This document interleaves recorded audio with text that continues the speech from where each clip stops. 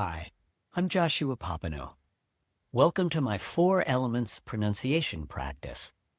This is the first part of a live weekly Zoom class I give for my online members.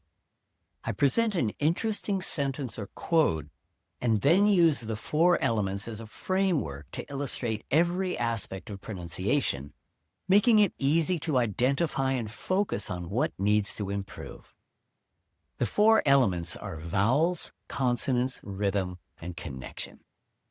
Vowels are open sounds. The mouth is always open, never blocked, so nothing is touching inside the mouth. Consonants are closed sounds. There's some kind of contact using the tongue, lips, or teeth. Rhythm is made from syllables. Every vowel and the consonants surrounding it make a syllable. It's the smallest unit of speech that makes a word or joins together with other syllables to make longer words. Syllables are large and stressed or smaller and unstressed. Rhythm happens when you connect stressed and unstressed syllables together. Connection is about how to connect words smoothly in a natural flow, and phrasing is the timing and intonation that joins them together, giving them specific meaning. IPA stands for International Phonetic Alphabet, which has a unique symbol for every sound in English. Remember these words: vowel, consonant, rhythm, syllable, connection, phrasing, and IPA. This introduction was pre-recorded for perfection. The rest of the video will be live and spontaneous, so please enjoy the imperfection of a 100% non-AI human being, me. Hello, everyone. Welcome to another practice session. Today's sentence is not very long, but it's a lovely one. And once again, I'm really interested in the concepts of fear, personal power, strength, things that we all can benefit from. The sentence today is by Joseph Campbell. He wrote a lot about myth and legend, if you want to look him up and see what he wrote. Joseph Campbell. Anyway, the sentence is, the cave you fear to enter holds the treasure you seek. So I want to start with the phrasing and the rhythm. And you can see here there are 2 phrases, one sentence. There's no comma after the first one, but there's 2 phrases. The cave you fear to enter holds the treasure you seek. So again, the phrase is made up of words that have one meaning and message. You would not go, the cave you. That would never be a phrase. The cave you fear, that could be a phrase, but in this whole thing, that first thought, the cave you fear to enter. So it's a really important part of English to understand the phrasing, because this is what helps the listener fully understand and grasp what it is you're saying. So the cave you fear to enter, we know the phrasing by the melody and the intonation, right? You can hear how the cave you fear to enter, even if I go quite quickly, there's a little pause, the pitch comes down, you can hear it's not just flat. The cave you fear to enter holds the treasure you seek. So it's very easy as a native speaker, we understand this is how we speak, and you would do the same thing in your language.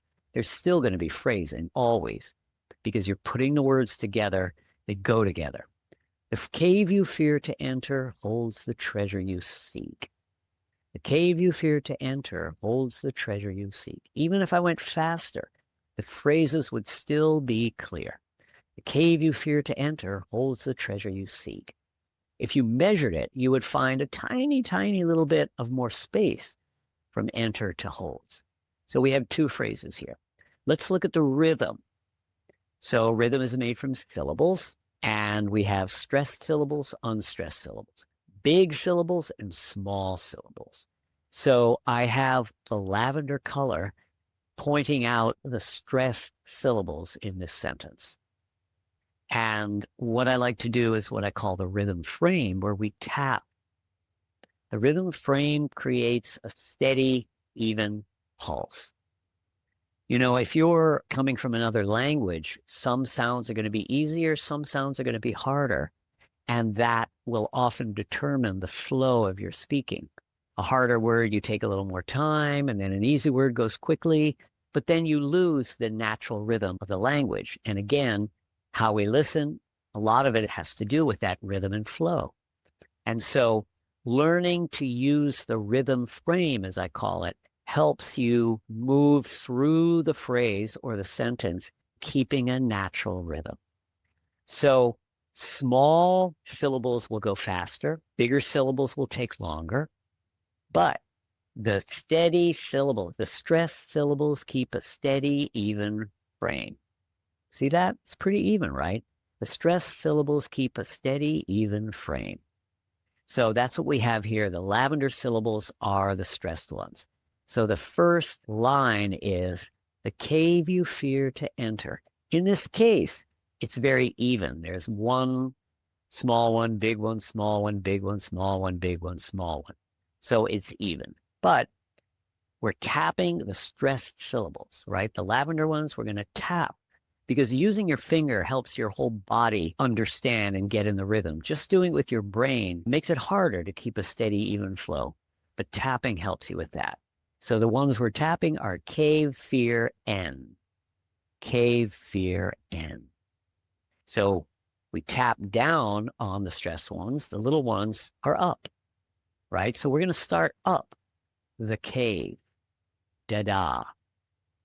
The cave you fear to enter. Try that.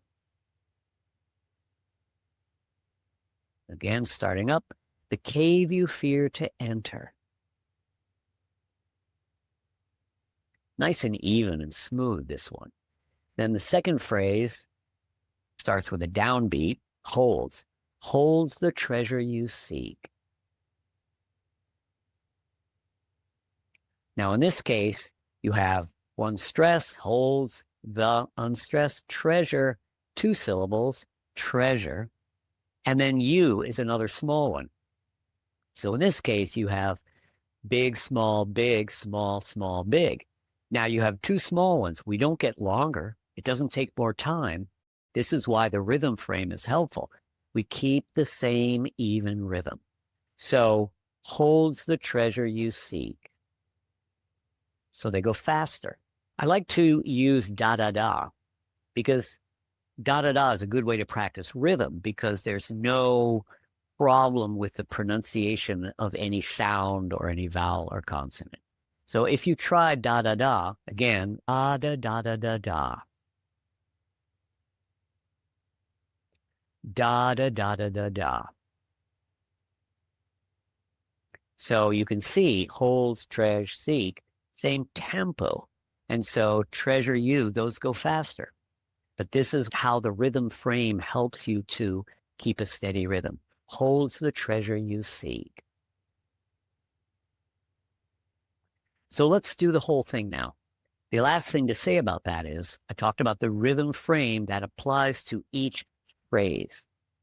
Because obviously after the first phrase, we have a tiny little pause, pitches coming down. The second phrase is a new rhythm frame. So we're not keeping that da-da steady rhythm all the way through both. Each one makes a steady one. So the whole thing, the cave you fear to enter holds the treasure you seek.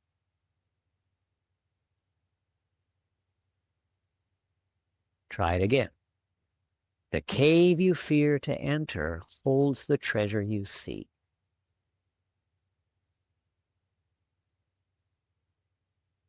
Good. And of course, we didn't talk about what the sentence actually means, but I'm sure you understand. Cave, is a dark space, and people can be scared going into a cave. What's in there? It's mysterious. You don't know. It's dark. It could be dangerous. So you're scared to go in. You fear the cave you fear to enter, but that holds the treasure you seek. So this talks about, again, going through your fear, being brave enough to move forward to get where you need to go or to find what you're looking for. Let's try again. The cave you fear to enter holds the treasure you seek.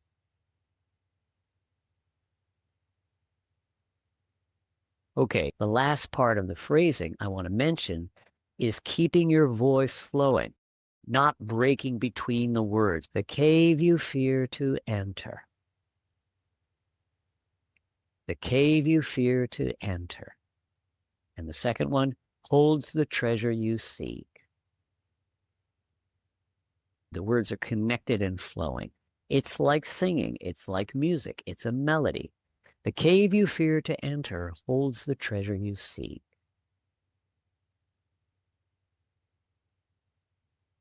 All right, let's talk about the details now, starting with the. TH, voice. The is a fricative consonant made by friction. The. Very lightly, the tongue behind the teeth or somewhere in the back there, the voice is flowing through it. It's not touching. If you touch hard, it becomes duh or tuh. This is the. Your voice flows through. The cave.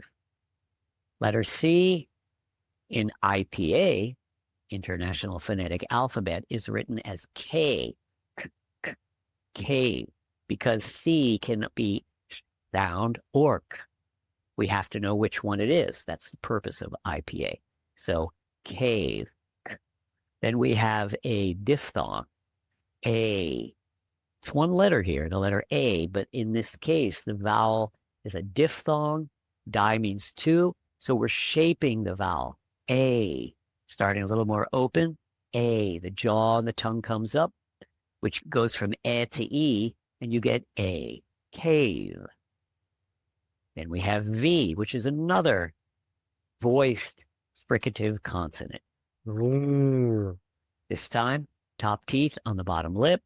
Don't push too hard. If you touch too hard, you get. If it's too loose, you don't get anything. So it's nice and light, and you get a vibration. In fact, it tickles if you do it right. Cave. The cave you fear.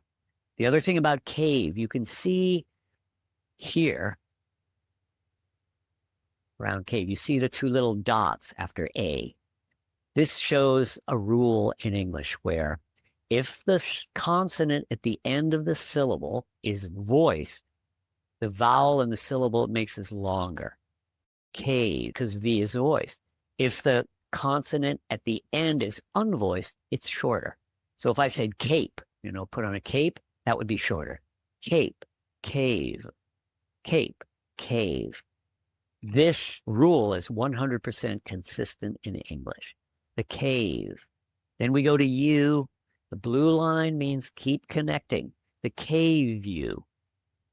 The cave you. Ooh, you. It's not strictly a diphthong in English, but it has the sound of it. It's changing. There's only one symbol, ooh. But in English, we don't say you, we say you. It's got that shape. The cave you fear. We start with F. F is the unvoiced partner of V. Look, same thing, right? V is, F is top teeth on the bottom lip, a little more pressure, and you blow through it. But unvoiced. Fear. The cave you fear. Again, keep your voice flowing. The cave you fear. So the breath, whatever voiced or unvoiced consonants or vowels, you have the breath support, we call it. It always has breath support. The breath is flowing through. The cave you fear to enter. Now, two is unstressed, smaller, and so we often use what's called schwa, which is the small vowel sound. It doesn't really have a shape, but because it's small, if I say to, T-O, it takes too long, we would lose the rhythm. The cave you fear to enter. Doesn't sound natural. To becomes t. We understand it as to, but it's t. The cave you fear to enter. The cave you fear to enter. Enter. Got to open a little more for that. And the hard N. N, na, na, na, na, na. Enter. Both N and T, you're touching here with the tongue. Enter. And then you touch with N, you leave with T. Enter. The cave you fear to enter.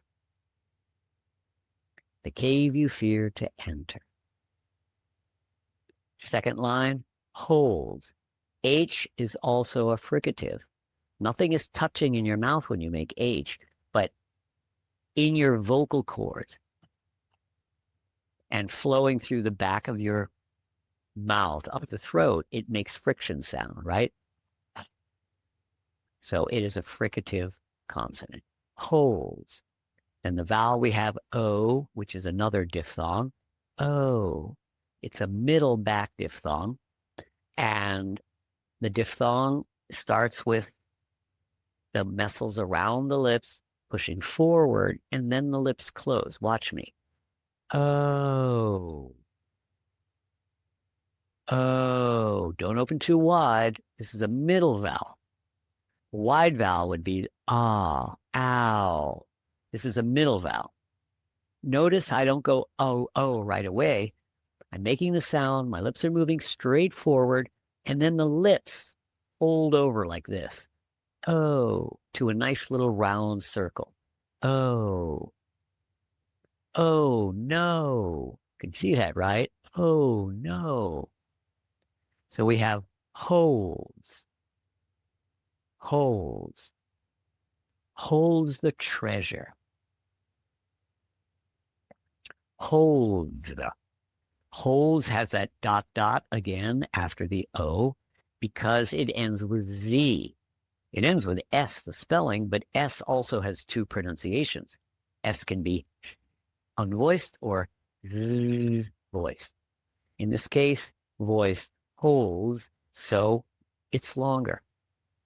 Remember, if it ends with a voiced consonant, the syllable is longer. If it's unvoiced, it's shorter. Holds, LDS. And then it goes right into the. Holds the. That might be tricky. Holds the. Get the L, the D, the Z, and then the TH. Holds the. So you've got the Z, and your tongue is down. Here's the bottom teeth. Tongue is down here to make Z. And then it's just brushing up to make the TH. Hold the. You don't have to stick your tongue out to make TH. It just needs to have a little space so the breath and the voice can vibrate through. Hold the. Then we have treasure. TR. Now you'd think T in our treasure, but really in English, there's an interesting thing where you have T followed by R. The T is usually pronounced as a CH. Treasure. Think of words you know that are TR. Train. I'm making CH. Train. Try. Trust. True. That's much more natural. And the reason has to do with just how it works in your mouth. T followed by R. It's much easier to make it as a CH like that. So that's just becomes the way people speak. Treasure. Tre. Pure vowel. E. Then jur. That's an interesting one too. Of course we have ch, but it's not ch, it's j. So j is the voiced version of sh. When you make sh, tongue is pulled back of the tongue is high, unvoiced, right? Put your voice into that.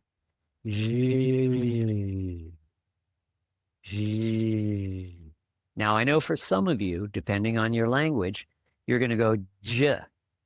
That is not the same sound. J. You're starting with your tongue touching and releasing. We're going to practice that after this little video is over when I work with my students, because I know that's hard for some of you. So it's treasure. Treasure. Treasure, not jur, jur. Treasure. 2 syllables, data. Treasure. I want to connect again. Treasure you. Treasure you. Seek. Seek ends with a K, which is unvoiced. So it's short. As I told you, cave is longer. Seek is shorter. Holds is longer. Seek is shorter. We could compare seek to seem. I seem to be fine. I seem to be okay. Seem, seek, seem, seek. This rule, again, is 100% consistent in English. Treasure you seek. Okay? Let's try the whole thing. You can tap. That would be helpful. Repeat after me. The cave you fear to enter holds the treasure you seek.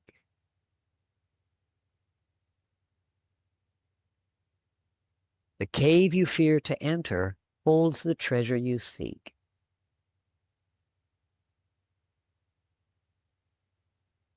All right. So thank you very much. That's the end of this video. Come back again and we'll do this again. And then I'm going to be working with my students. Join my course and you can work with us too. So thanks for watching and hope to see you again. I hope that was helpful. Now I'll be working with my members for the rest of the live session. If you'd like to join us, work with me, and continue learning the 4 elements in detail, along with every technique you need to improve your English pronunciation, come join my online pronunciation membership, which includes over 100 videos teaching every technique you need for good English pronunciation. For more information, go to popenoemethod.com. Thanks for watching. Please like and subscribe, and see you next time.